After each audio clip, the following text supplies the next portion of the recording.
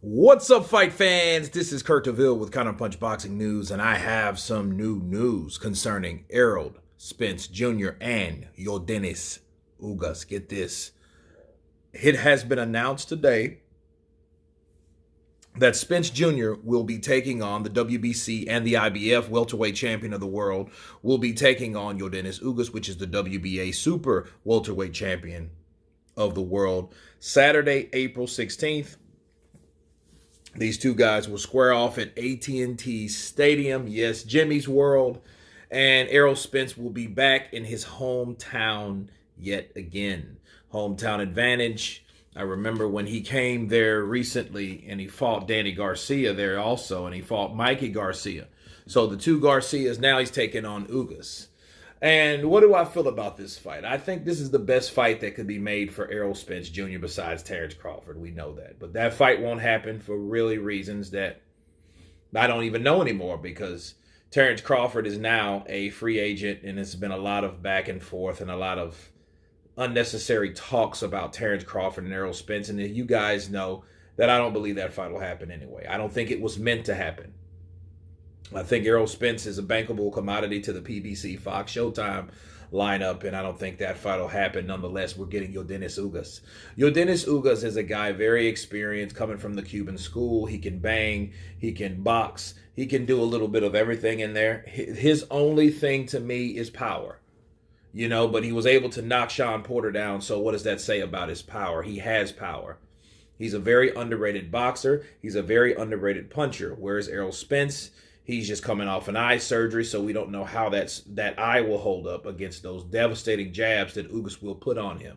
And these guys are two big guys. They're not like him fighting Lamont Peterson, a smaller 140 guy. This guy is the same size as him. So I look at this fight to be a drag out fight, probably very close, but I think Errol Spence will get the nod. Nonetheless, I like this fight for Errol Spence. It shows me where he's at. It shows me also about Errol Spence that he comes back from devastating circumstances and takes on top guys. So that's a good thing.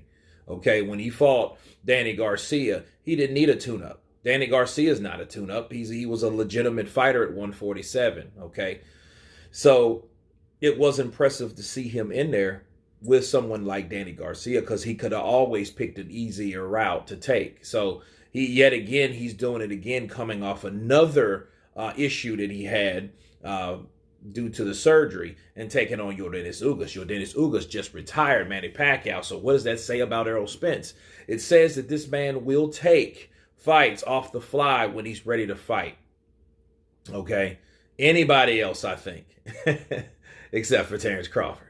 However, he is taking on a very dangerous guy.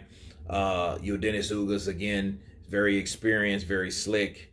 You will take it to you, and I can't wait to see these guys rumble. I may be there. I don't know, because that's just right around the corner for me, AT&T Stadium.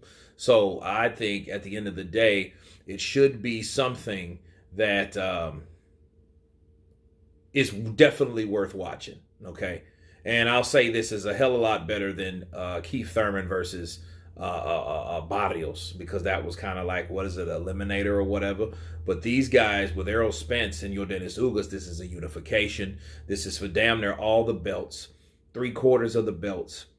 Terrence Crawford has the 4th belt, so we will see who's the best welterweight, or one of the best welterweights in the world, because these are the top guys that are fighting April 16th. But anyway, you guys tell me what you think of Errol the True Spence taking on Yordines Ugas. Milagro.